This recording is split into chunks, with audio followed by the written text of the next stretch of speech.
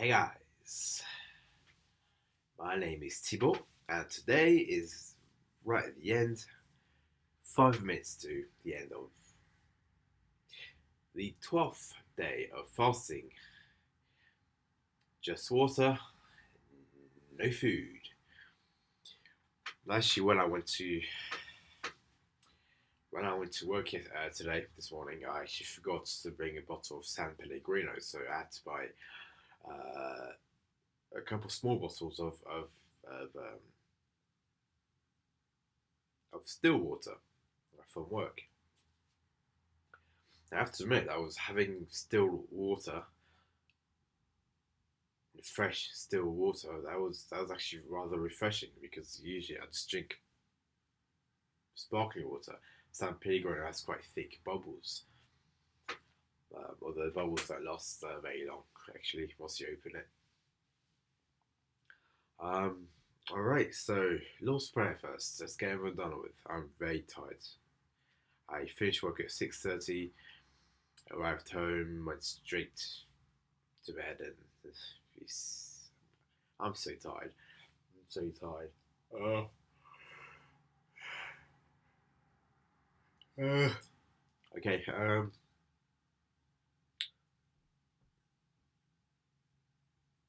Deliver us from evil.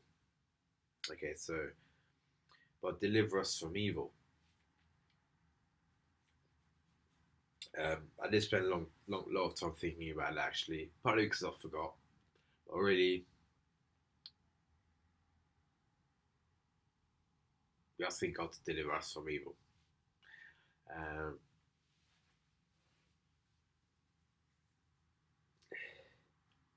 like I said yesterday, lead us not to temptation is quite a tricky one. I saw a conflict there, but deliver us from evil that I get. Um, yeah, I don't actually have anything to add at the moment. I might do more tomorrow. Um, so I'll think more about it tomorrow. Tomorrow's Sunday. I'm going to go to church tomorrow. But deliver us from evil. So I haven't done the six seals yet.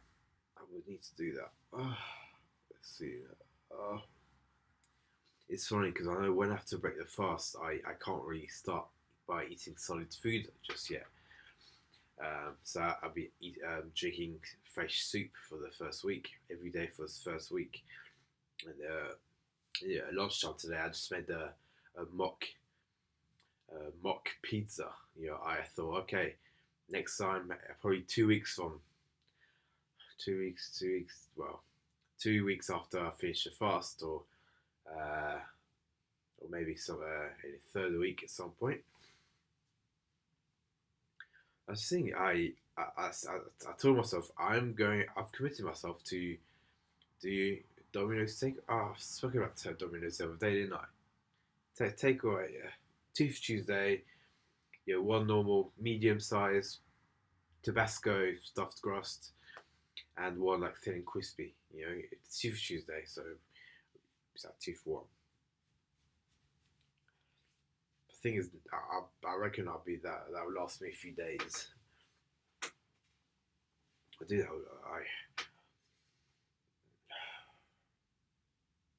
I don't know why I'm doing this video. I guess I have to do all of them. I really have nothing to say. It's midnight now. Um,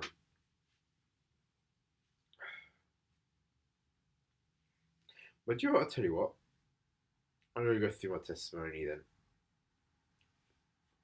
How did I become a Christian and all that stuff? Um, yeah, might as well. I'll give it my testimony. Okay, so I was born in 1991. Okay, in Paris. We lived in a region just south of Paris. As a 7.5 weeks premature child, I was kind of I had to be transported from one hospital to another, so that's why I was born in Paris. I didn't live directly in Paris, just about 30 minutes by train from Paris.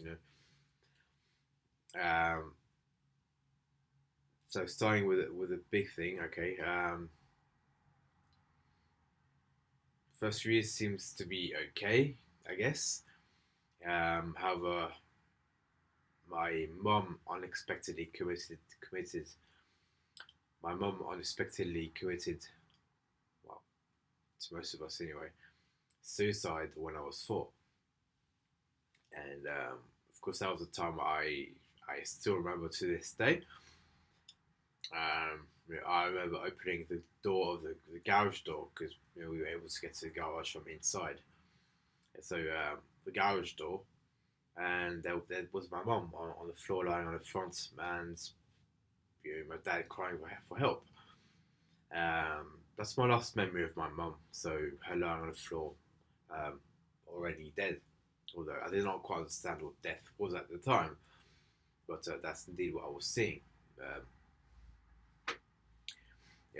and of course, my dad kind of panicking. I guess that's not something I understood at the time, or for many years after. But my it was quite there was like a freezer, a multi gym. I guess my mum was in between, so there was a ladder, a metallic ladder, and he just took the ladder and to move it out of the way, but he ended up throwing it towards me, towards my direction. Luckily, it did not hit me. It hit the door frame, but it made a lot of noise, and then I ran off crying, panicking, or whatever. And that was my last memory. So of course, onwards, not understanding where mom went, and um, my childhood had some pretty tough, depressive moments. Even as a kid, I was had phases where I was quite suicidal. Yeah. So yes, I remember seeing quite a few different psychologists as a young boy. But in the year 2000,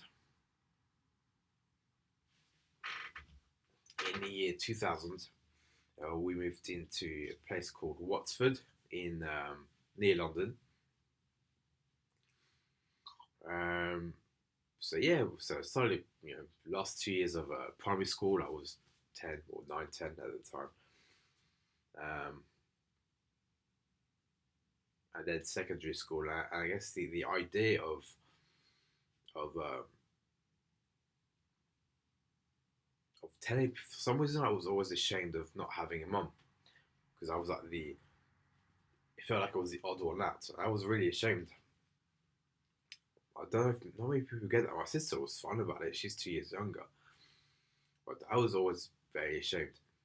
Um, I remember secondary school. I was kind of the register boy, you know, which meant in the early morning form group, I would have to I leave the form group or the classmates just pick up the register, and no one knew that I didn't have a mum, but so I thought. But then I kind of suspected, based on what happened later, that she must have told my shameful secret to the rest of the class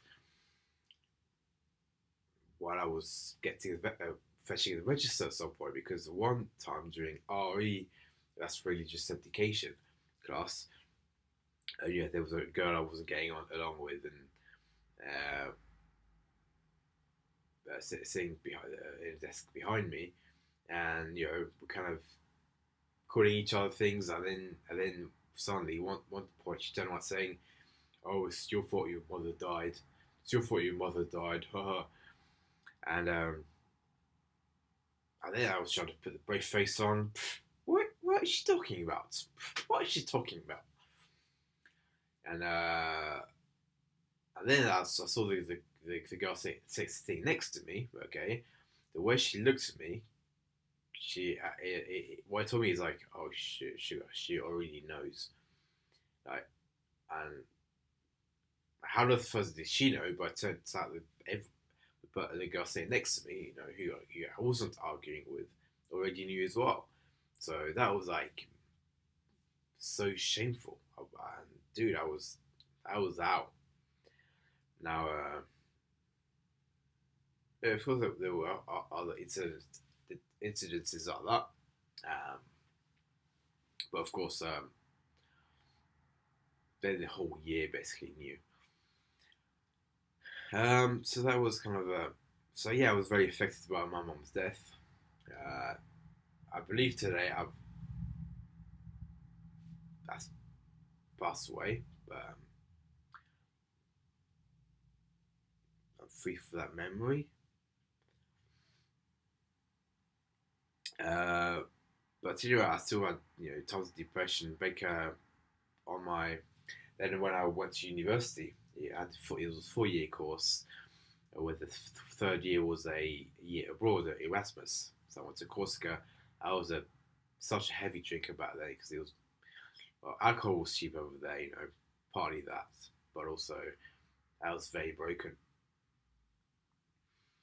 And one night after a lot of drinking, I basically, long story short, I fell out of a window, 4.5 meters height, head first, and I was in a coma for 12 days.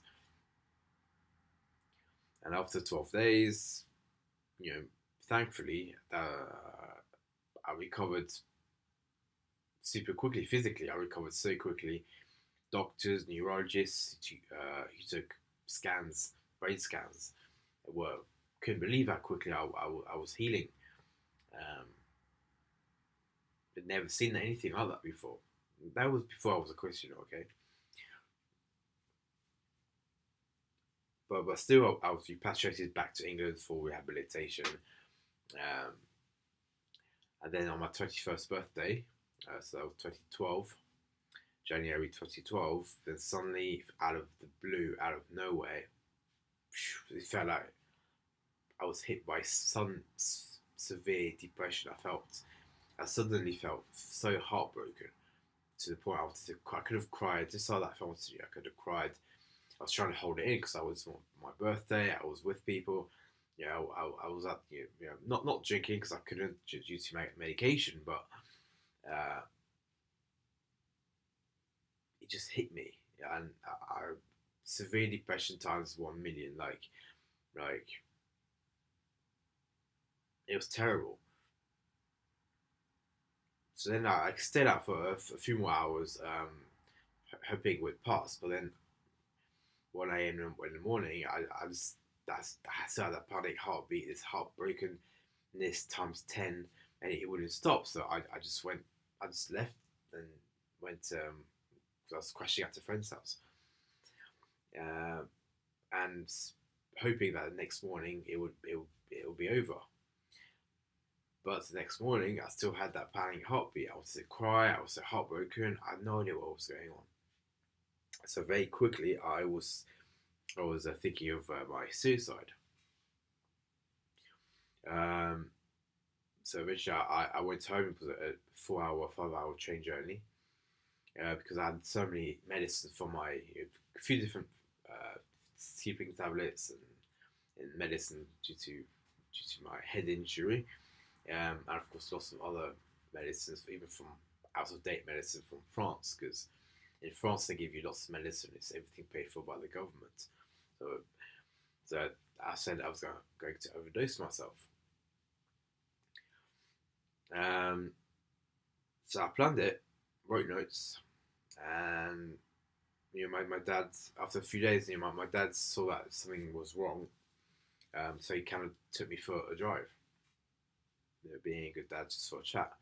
It turned out that he took me to the GP, and the GP knew everything but my accident, of course. And my dad was in the same room as I was being sort of interrogated by the GP. And eventually, as I was trying to put both face on, I had to confess, he asked me if I was planning suicide or anything like that, and the answer was yes. And the thing that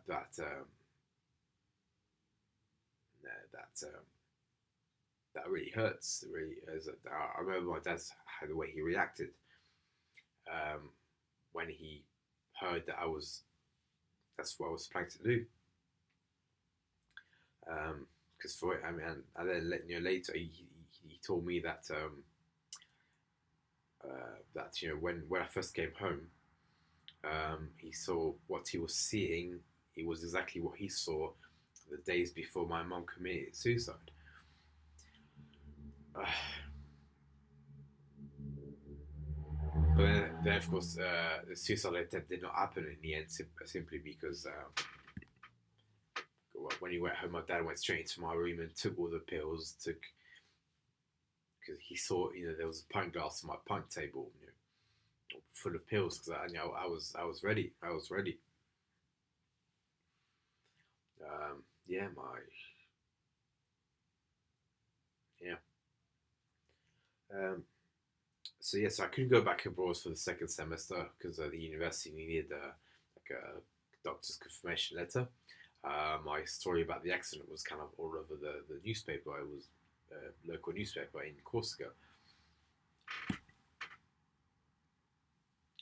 Yeah, which doesn't do great for the reputation, but of the university. But so I couldn't go back abroad. I started doing this kind of it's called ATTU or something, a short term thing. When you're depressed, you go to like a day center thing daily. Just take the edge off, and then once you're ready, you're of course on antidepressant medicine. And once the edge off is gone, you see a psychologist long term. Um, but then once I got discharged, I never got a phone call or email or anything like that. I was kind of left in a darkness for some time. Uh,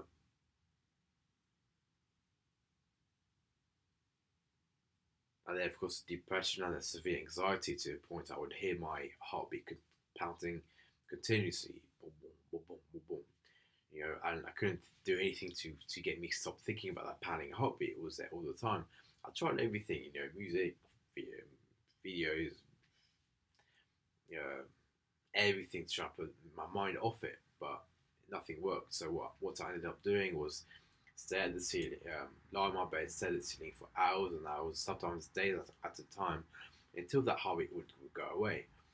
And eventually, sometimes it did for a short time. I would always go downstairs, wait for a bit, yeah, and but then it would always come back.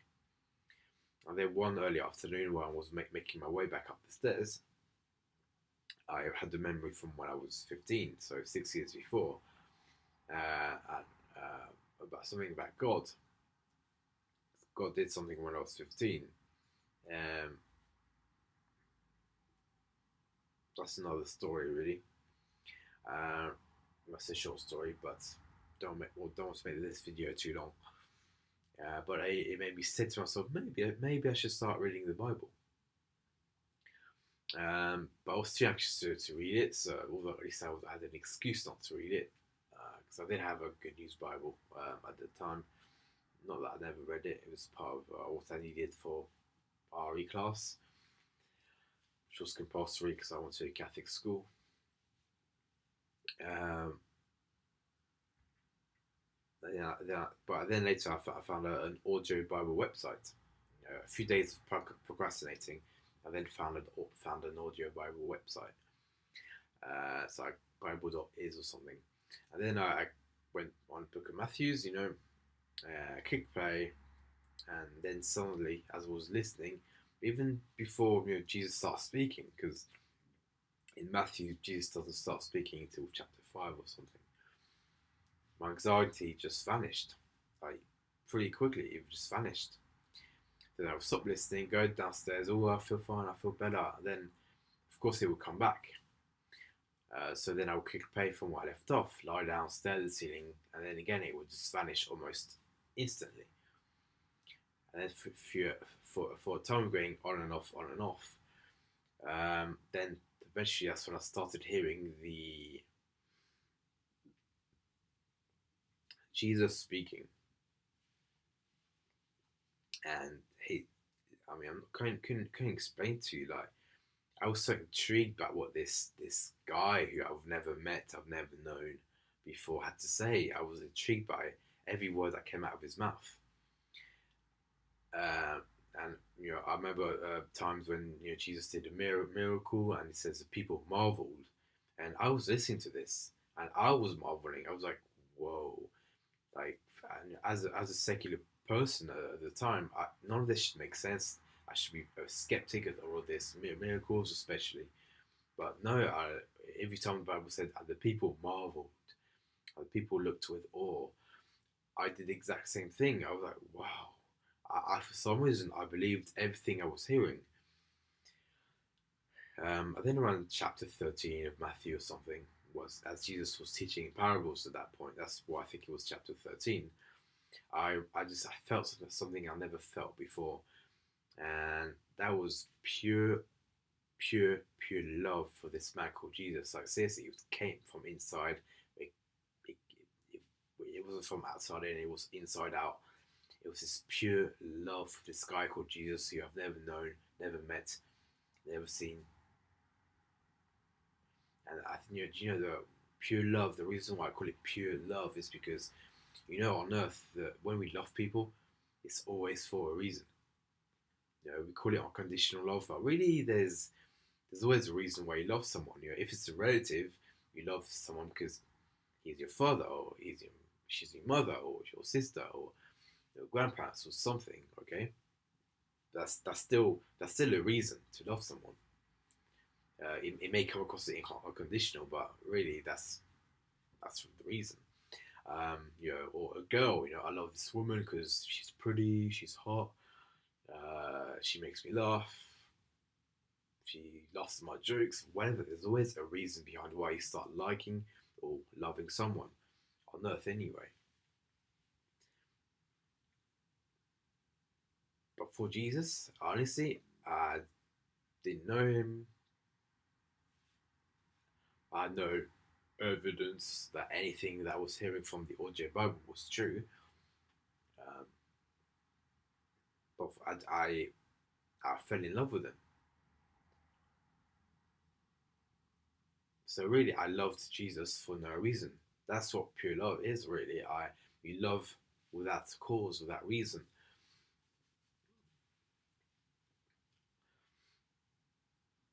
And that changed me. That honestly changed me. That was around 20th of March ish. Don't know the exact date. I didn't write on a calendar. That's the day I became born again. So it was around 20th of March, give or take a few days. And that seriously, that changed me. So that was 7.5 years ago now. And I became more confident. I really then eventually, because my dad complained, I did start seeing a psychologist. Um, Apparently, a lot of people who go through depression and anxieties, they have the same thing. They just get ignored eventually. Um, it wasn't just me, although I did not know that at the time. But then the psychologist asked me, "So how do you feel?" And honestly, I felt fine. I felt fine. I had nothing to say to the psychologist. Um, my second time of having a meeting with him, because it was a weekly meeting, I said to him about Jesus. I listened to the audio Bible, and I was changed, and I spoke about Jesus to my psychologist, and I feel better because of it. I don't feel, I haven't felt like bad, anxious, or anything at all since Jesus. Yeah, it was Jesus who healed me, and I remember him looking at me like, with a skeptical face. But anyway, then he emailed me saying he's going away for a week, so he's not going to be able to meet next week. But he said he'll get back to me. Um, he'll get back to me once he gets back from holiday, but he never did. He never did. So, which is fine because as far as I'm concerned, Jesus did the job anyway. That psychologist can't really do, to be honest.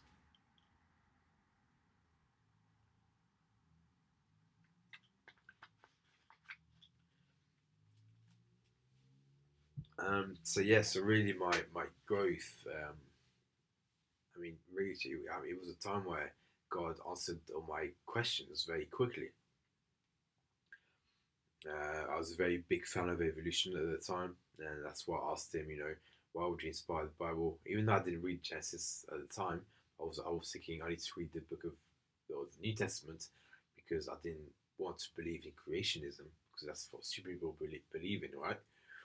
But I asked him because it was written in my heart, like God's word, the entire of God's word, Old and New Testament, was inspired by God, therefore it's true. So I remember asking him a few days after I became a Christian, why did you inspire the book of Genesis the way it is if evolution is true? And then he got back to me quickly, it was a bit hard pill to swallow at first, but firstly, it was like, okay, evolution is not a fact after all. I could see why, but I was still not ready to let it go fully. So it took a few weeks, and then I was like, yeah, there's probably more evidence to support young Earth and old Earth after all. Um, but yeah, I'm not gonna get through how and all that stuff because that's, I guess, something God had to do because it's more of a paradigm issue more than an evidence issue. So a paradigm comes above evidence. Um, it's like a law of paradigm on Earth, in the world, um, which is why the reason why not everyone will be convinced by the same evidence because of paradigm. It's not because of evidence.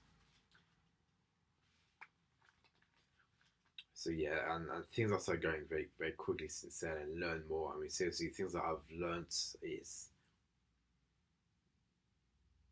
especially you get times when something you totally disregard is or ignore in scripture because you just can't understand it, and then God teaches you it or shows you in person, like personally, like you experience what the Bible talks about.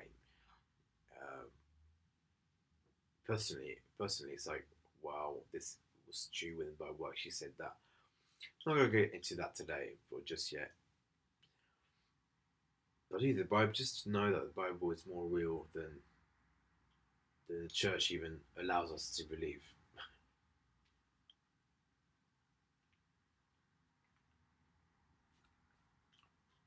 Because the churches that tend to call many Christians, because I went to the Christian Union after I joined the Christian Union in Bangor University, um, North Wales, Bangor, and yeah, and because I was so radical, I had such a huge faith. Because I had such a huge faith, even in things like healing, because Jesus healed me. Like a lot of people believe God only heals through like like sort of chemotherapy, medicine, stuff like that. But really, I didn't believe that. I believe that's man's way of dealing with the symptom rather than the root.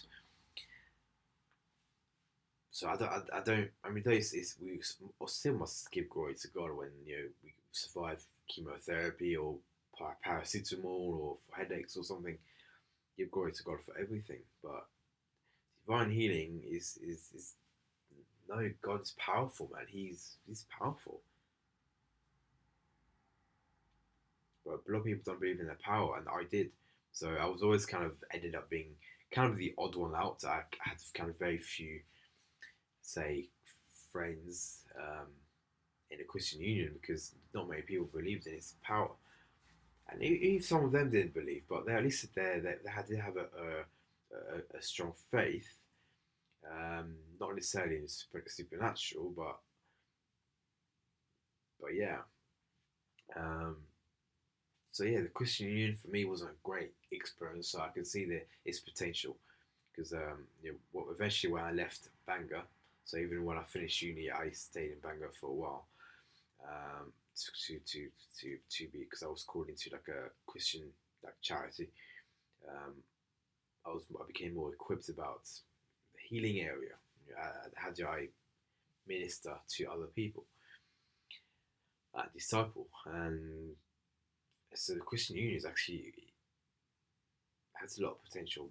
But at the moment, because it's quite skeptic, I would have to say the Christian Union is not much less skeptic than the atheists in university.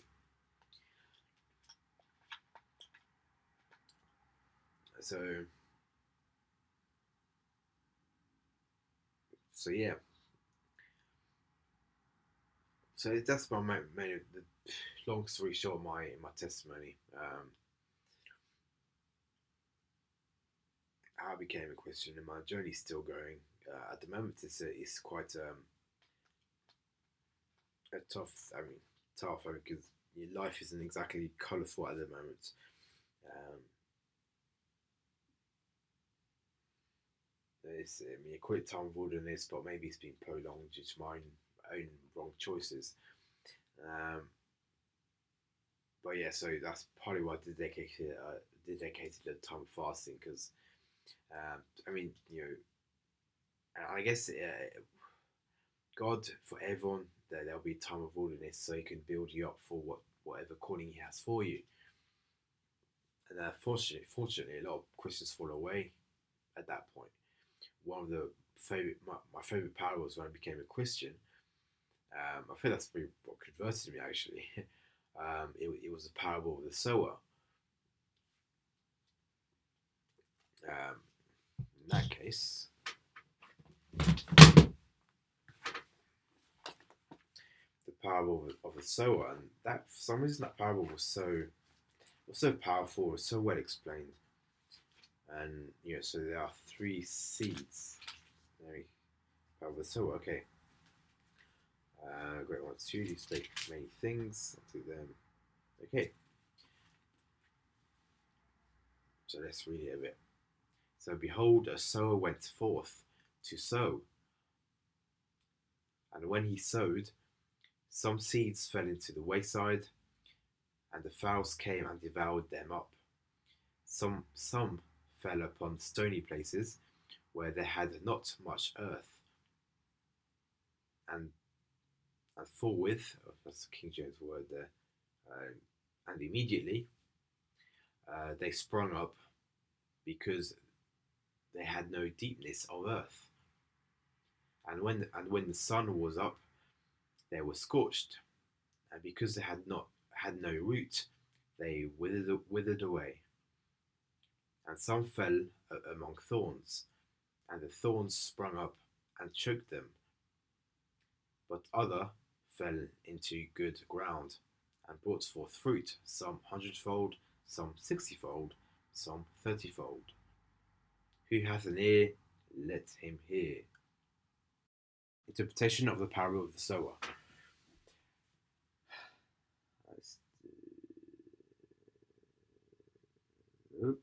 Okay. So when anyone heareth the word of the kingdom and understands it not, then cometh the wicked one and catcheth away that which was sown in his heart. This is he which received seed by the wayside. That's really interesting already. I remember studying this a few times, and I haven't read this in a while actually.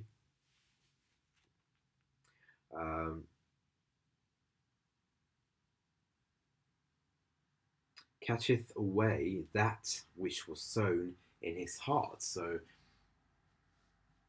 they have it in their heart, but they don't understand it. Yeah, I guess that's a lot of the Christians. That's a lot of the Christians from the Christian Union, I guess. For me, anyway, that there's something in their hearts, but they don't understand it, so they compromise. But who knows how long they'll last? I don't know. Okay. But he that receives the seed into a stony place, the same is he that heareth the word, and anon, it says. What does that mean? Oh, immediately. And immediately with joy receives it. Yet hath he not root in himself, but dureth for a while. For when tribulation or persecution ariseth because of the word, by and by he is offended.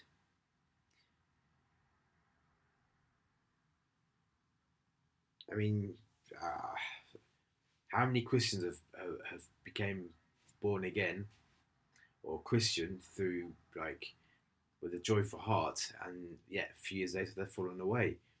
I've known countless of people like that, and yeah, because there's no root in them. There's no root in them. So the question is actually, how do you get good root? Um,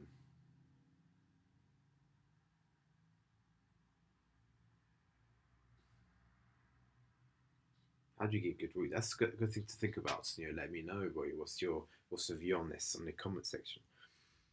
Okay, so right. He also that received seed among the thorns is he that heareth the word, and the care of this world, and the deceitfulness of riches choke the word, and he becometh unfruitful. Yeah, that's another one.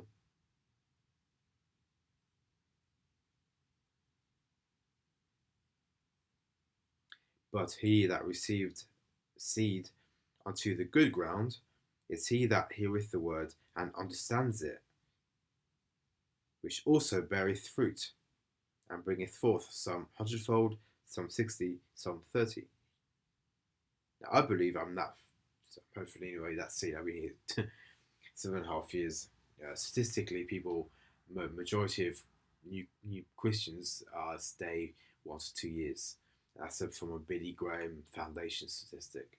It's that high 90s% that kind of fall away after a year or two.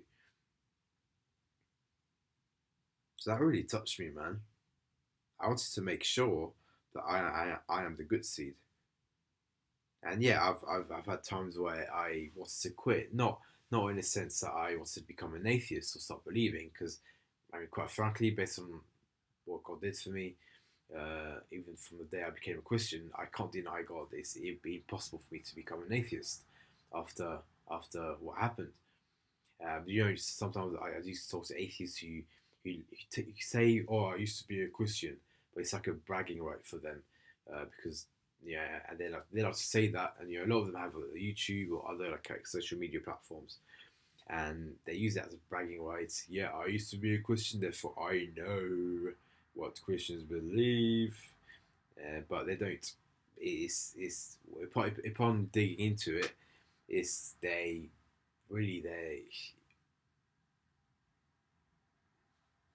no. Just ask them a few questions. No.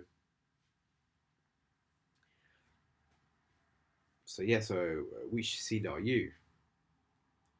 But I mean, I have to confess, especially while the last few years, I've become at times I've been so bitter against God, Um, I even have said I can't do this anymore. I have to give up my Christian walk because I can't do it anymore.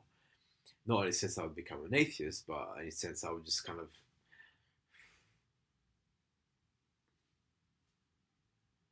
be on my own. But the thing is, I always realised very quickly that I've got nowhere else to go. I've got nowhere else to go. I've got nowhere else to go. But then, of course, I have to keep believing that this time of dryness and wilderness, or whatever it may be, is temporary. Um, and of course, I do also believe such a season can be prolonged due to wrong decisions. I'm not saying I've probably done many wrong decisions um, too, but yeah, I got to a point where that's it. I've got to I've got to fast. I've got to pray and seek guidance. And a lot of people say, um, a lot of people fast in order to get guidance and direction. Um, for them, it works a lot. I've never really had. Well, I don't think I've never been to a place where I could fast for that long. So, and for that specific reason, although I fasted before, but I can't. Yeah, actually, last time I fasted was due to a fear thing I had, and indeed that I had 10 days because of it, and yeah, then I was free from that fear.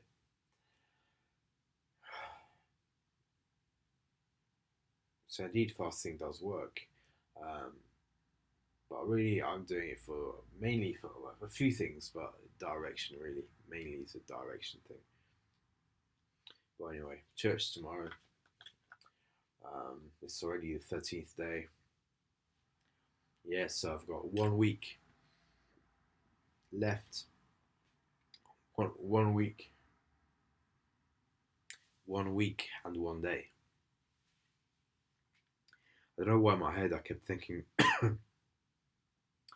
as soon as the clock hits midnight, I'm gonna eat all my sweet corn because I have to eat vegetables at first, but I actually have to drink soup. So I have to behave. So I'll do all my shopping. I could probably do some of it tomorrow, actually. Um, Sweet corn, broccoli, curry. I can't. No, it's soup first. Soup first. I gotta remember that. um, but yeah, so I mean, basically, when you break a fast, your body kind of turns everything to fat anyway. So um, for at least for the first week, I have to make sure I'm really restrained in terms of what I eat because I'll be tempted to have the hot chocolate, but I have to avoid sugar and salt. But yeah, all right. Until next time, I love you and God